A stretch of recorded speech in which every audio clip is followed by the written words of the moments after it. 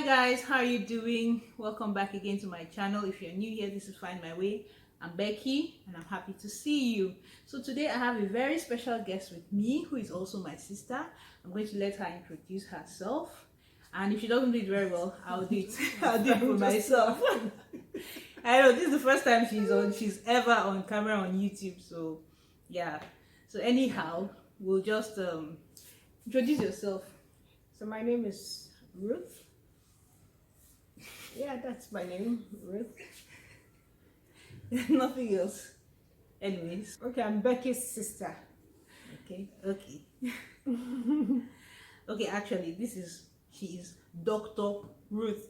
She's actually a medical doctor, a pediatrician specialist to be precise. So anyway, so yeah, I decided to bring her on so that we can discuss a few things, a few myths, and dispel a few myths, and just to get her perspective as someone in the medical profession about some of the things that we do in taking care of newborns.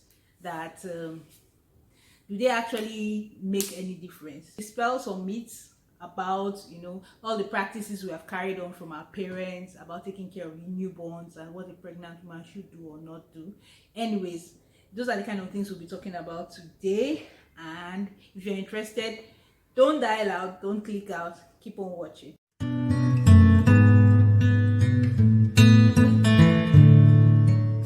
Okay, so first thing I wanted to ask you, and is just after a woman puts to bed, right? Our mothers will always cook like very hot pepper soup, say drink hot water, don't take any cold things, stuff like that. I know. Okay, and I forgot to add, she's also a mother of 3. So yeah, she's had quite some experience. I'm a mom of 2. She's a mom of 3 wonderful children. So yeah, she has both experience as a medical doctor and as a mother. So yeah, back to my initial question. So what do you think about all these taking hot things, I know, immediately after pregnancy to flush out bad blood and all that stuff? Well, Becky, you want to pick my brain during this vacation or two, right? No, at least I said we're going to film it. I've already told these guys that my guys that we're going to film. So no we'll try. problems. Getting this lady to sit down in front here, guys, I beg, just in the comment section, just say how well done, because I don't even know what to say. In fact, these minutes we are stealing, I'm sure somebody will just barge into, because the house is full of kids. Anyways, so let's go ahead. All right. So it's always a pleasure speaking about the health of mothers and babies, my great passion. So preparing those hot foods and rests, well, with mostly comfort, Okay. It makes you feel comfortable when you take something warm, but really there's no scientific basis on you must take this hot thing. What about if the weather is so hot and you've just been through one serious labor and you just need something to cool you down?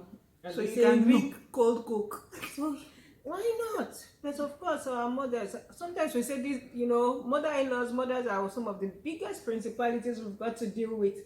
Because principality. I'll tell your mother that you call her a principality. No, let's just put it like that from just our ears, so that sometimes we have to, as more information is going out and more research is being done, we should know what is right and what is wrong and what could be harmful and not harmful, so that you don't make them feel too bad, okay, because they're trying to give you the best they know how to. You don't need to make them feel too bad. You just need to make them understand that I don't feel this way. It's not going to hurt me. It's not going to hurt my baby. Okay, or this is what the doctor says. So hot food basically for comfort, make you feel comfortable. Yeah, it's dilates your blood vessels, and if it dilates your blood vessels, maybe it could cause more bleeding. That's why they say, okay, it's going to flush out your bad blood and the rest, if that's what the doctor wants. But sometimes, the cold things are also better. Like my experience of after my second child, in a different country, and then I'm back to the room and they're shoving in ice chips. Chips? Yeah, cold ice chips into ice chips are always cold though. Ice chips into my mouth, big bowls of ice chips. Wow. You know, that's what I should take for that first 12 to 18 hours. Wow, and that's what I did. So basically, just do you. Cold, hot things, cold things doesn't really matter. It doesn't matter. It's just what makes you feel comfortable, basically. Yeah, then spiciness. You know, you can't say someone that has some bad form of peptic ulcer and the rest, it must be very peppery food. You know, that will be counterproductive. So you should actually know what is you're comfortable with and what your doctor advises. So okay, so thank you very much for that one. So the second thing I wanted to ask is, in terms of, you know, immediately you put to bed, our mothers would all, traditionally, they want to bathe the baby almost immediately the baby is born. But I think some others will say wait for 2 days, 3 days, 4 days, 5 days. So what do you think? Does it matter when you bathe the baby? Yeah, it actually matters. These days it matters. Some teaching is that you don't even bathe the baby for a whole week. Oh wow. In short, that you don't even clean the baby. You don't clean the baby. So Yes, all those white stuff and stuff on the baby, you just leave them. That you leave them, you just dab the baby, that it builds up the immunity of the child, natural immunity, because that builds up the immunity, that covers the baby. It prevents, you know, exposing the skin to lots of other things. But of course, here in Nigeria, the practice is to use olive oil or some sort of oil. Now they make it open. Some mothers bring their coconut oil, some mothers bring their anointing oil, and to clean off the baby. But after that, yes, oils, so that you don't dry the skin. There's no evaporation because of the ways the baby loses moisture and heat. You know, the baby has to be kept warm. So bathing that child, I think it's not something to rush into. Yes, you should keep the baby warm, covered. Cleaning up the child is just okay. It's not something to be rushed into. Oh wow. Yeah. Wow. So you can keep the baby for as much as 5 days without bathing? Yes. Our babies that we take and we immediately go into admission, we keep them for as long as 2 weeks without bathing the child. We clean up the child. And you just clean. Yeah, we just clean. We just clean up the child, and then that's all. The child does no need to oil the child or anything else. We just keep the child. So, you know, bathing, of course, if it's a healthy baby, most mothers want the baby to look clean and nice, smelly fresh and everything else. But I think that depends on the health of the child and, you know, how comfortable the child will be. Okay. If there are no other things. Okay, so that's still on this bathing issue. You know, traditional bathing, when the mother will carry, our mothers will carry like heavy hot towel and massage the baby, and you know twist the arm. There was one video I watched. I couldn't watch it. I'm not sure did you watch that video? Sorry, when they were folding the child, like they were folding the child like an envelope. I'm not sure that child will, you know, would survive that. Are you sure? But the child was still looking like, and she was doing it so comfortably, as if it was something the child was screaming. You're not going to say what's happening at the time. Yeah, but normally our babies that they bathe normally and start massaging, they still cry now. That was traumatic. That child must have been traumatized. Okay, fine. That one, I think it was the extreme. Yes, yeah. But I mean, this normal one that you massage the bend the you throw the children up, turn them upside down, and hold them and shake like this. So no shaking of any baby. Oh, no shaking of any. No shaking of any baby. But we survived now, my dear. Babies, and our brains didn't get fried. You've just said it's brains frying. That is hemorrhage. That means hemorrhage. The blood vessels will burst open, and the child will have hemorrhage, different degrees of hemorrhage, and we don't want that at all. So no shaking of any babies, no turning of, you know, in those days when you deliver baby, you bring him up, and then when you are dressed, they are shaking him and they are patting or slapping the bum or slapping the back at the child's head. It's going like that. No. That's not, we don't do that So babies anymore. are built more fragile They now. are not built more fragile. We, we didn't know. Okay. Now the world is getting, everybody, knowledge is Yeah. just going everywhere. So no more that. And then we've had cases where children come with broken bones in the hospital, and of course the child will not know. Yeah. He will cry, he will suck, he will sleep. Yeah. In 3 days you find out this child is not raising the arm, and those mothers will deny. The old women will say it's a lie, nothing. Oh gosh. But that child already has a broken bone, and it depends on lots of complications can arise from that. So every child needs some level. The massage should just be mild massage, calming massage, and then the child is fine. So no pressing too much, pressing the child's stomach, pressing moving the arms by the back and press shoulder. No, it's not necessary. It's not necessary. It's not necessary. The child should be flexible. Yes, there is some form of massage that, by the time the child starts getting older, that is done. But that's basically it. Okay. Yeah, nothing extreme, please. Oh, really? Okay. Wow, so you've heard it all. When your mom is doing something extreme, it's just nice to tell you. Calmly. It's not necessary. It's not necessary. And these days, the way the kids scream, so no one will just tell them to just adjust themselves. Yeah. Oh wow. Then see, this is a lot of knowledge being passed across here. For those that still bear those things, that must be massage, must be this. Okay, another thing is the care for the cord. Yeah, because we have so many myths about caring for the cord. Some say rub palm oil, some say rub, Oh my God. olive oil. Some say no, not olive oil now. Use spirit. Some say don't use spirit.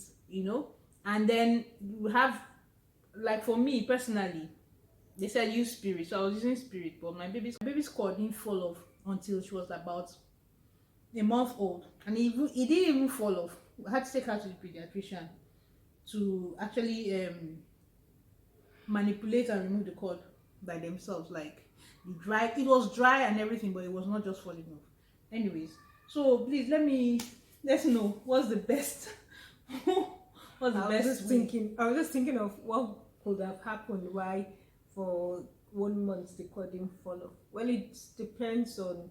It's actually an immune thing that causes the cord to fall off. It's a whole long process. Anyway, taking care of the cord. Usually we give between 5 days to 14 days for the cord to fall off naturally. Okay. Yeah, you don't need to pull. You don't need to do anything. You just need to make sure it's clean, it's dry, no infection. Some say use, WHO says chlorhexidine gel. They have a gel. Oh, I've never heard of that one before. Yeah, in the general hospitals, they actually give mothers gel. Okay. And I've had a mother actually put that gel in the baby's eyes instead. Why? She thought it was an eye drop. Oh my God. But let's leave that. So for the cord, alcohol swab is very good. We usually do it too early. You soak the cotton wool properly in spirit, like 2-3 balls, and you start from the bottom of the cord down up to the stump. Yes, to the stump. Where the clamp. Yeah, the clamp. You've got to clean that clamp too. It's got to be. Oh really? Yes. When you clean, you have to get to the clamp. You have to clean up the clamp. Oh, and you really? toss it away. First of all, your hands have to be clean. Wash your hands, and then you do that to the clamp. You throw it away. You take the second one, to the clamp, and you take it to. I do 3.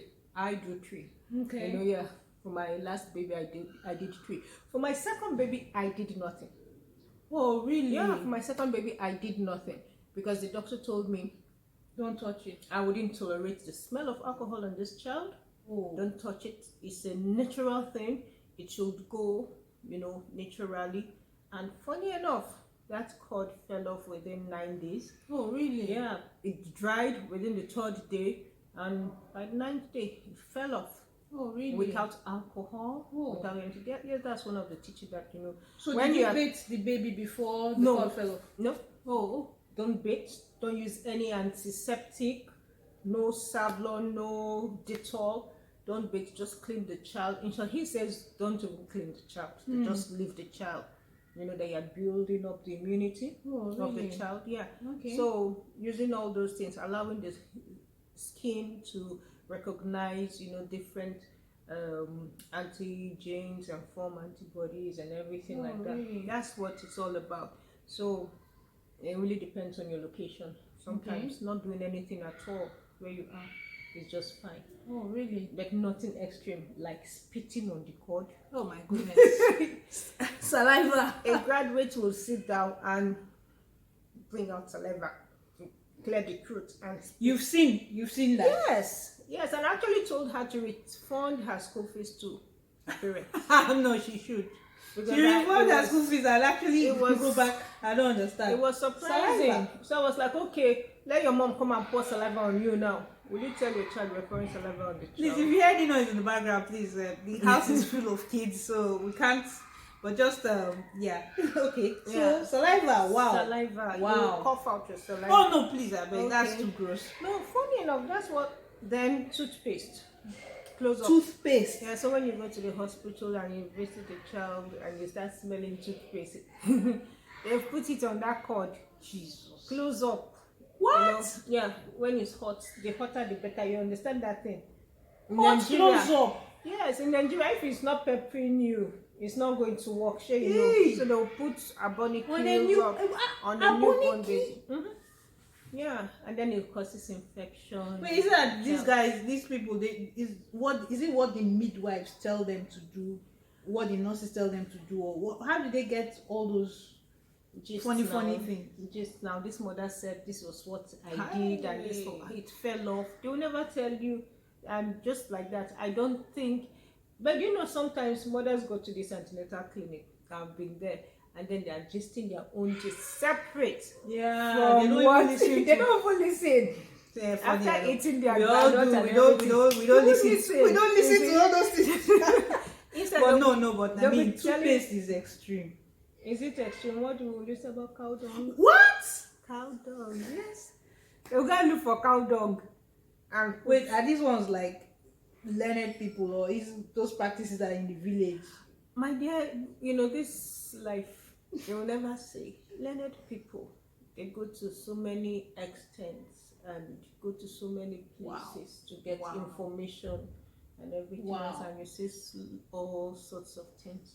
Wow. Toothpaste. Guys, comment down below if you've ever encountered anybody using toothpaste for the baby's cold. Please, I really like to know, because I've never heard of it. This is my first time and I'm shocked. Really shocked. I'm sure you'll get more shocked by the time you'll find out other things that people do. Yeah, because I mean, you look after kids all the time. You should see all those.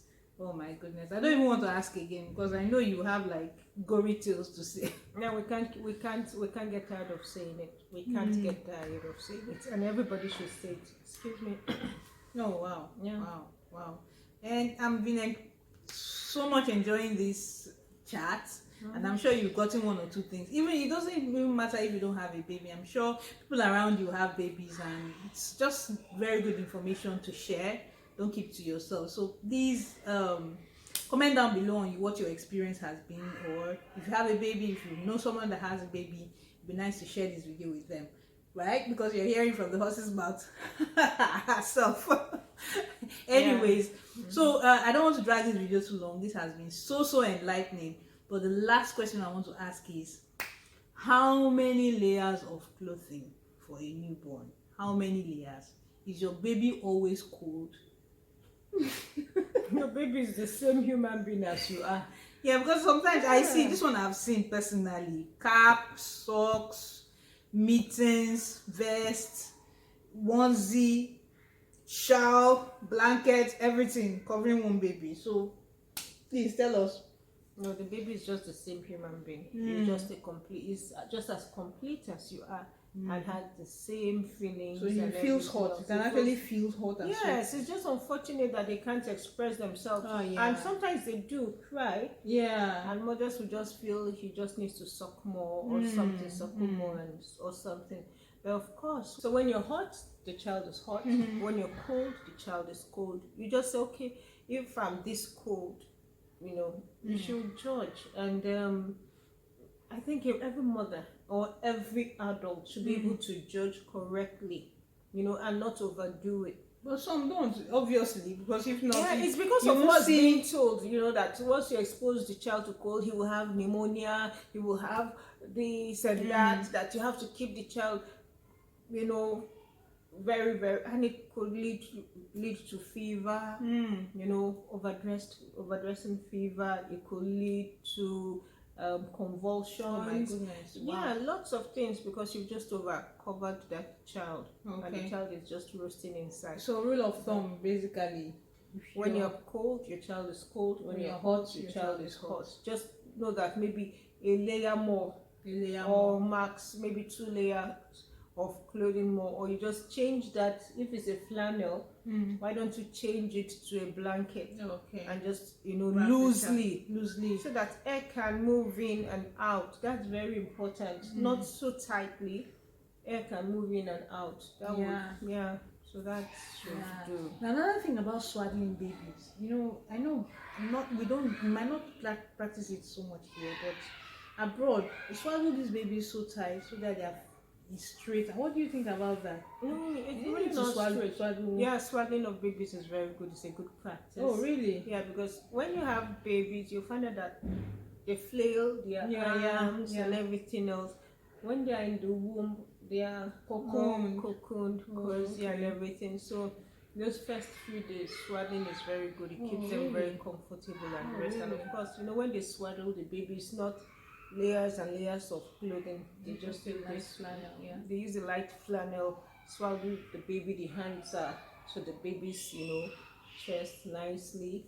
They swaddle the baby, then they cover again with a little bit of blanket. So swaddling is good for that first. Kids like it. It's good. Oh, really? Okay, so swaddle, but don't cover too much. When you're hot, baby is hot. When you're cold, baby is cold. Anyways, so thank you so much, guys. To film this video was it was a mission. It was almost a mission impossible. We made it possible. You can't just imagine how many upheavals we've had. I'm sure you're hearing noise in the background and all, but we just had to just take this time out because she's here for only just a week and she'll be leaving tomorrow, sadly. Yeah. But we hope to do this some other time, and this time around we're going to bring it down. And now you guys don't know who is older. You can guess, leave it in the comments, but we're not going to tell you. Or if we're a set of twins. Or if we're a set of twins, so you guys don't know, but she'll be back. I'm quite sure. You'll be back. I really enjoyed this. Oh wow. I'm glad you enjoyed this. I'm glad you, because we almost did not film it. So I guess we'll be seeing her again. So if you like this video, please do give it a thumbs up. If you want her to come back and give you some more gist, please do leave the comments and leave a thumbs up. Subscribe if you're not subscribed already. And I guess I'll see you in my next video. Yeah, please subscribe. Thank you. Yeah, I was just about to ask her for final words. For mothers that are maybe having newborns, and so what do you think? Just one word. What do you think you would give them? What kind of piece of advice would you just give them? Moderation. Yeah, moderation is key in everything. And of course, consult your doctor. Don't consult. See, she should have been the one saying it. Me, I've learned now. Consult your doctor. Yeah, there are some myths that we have broken today. Consult your doctor on everything. So with that, I'll just say, do stay safe, keep being amazing, and I'll see you in my next one. Bye.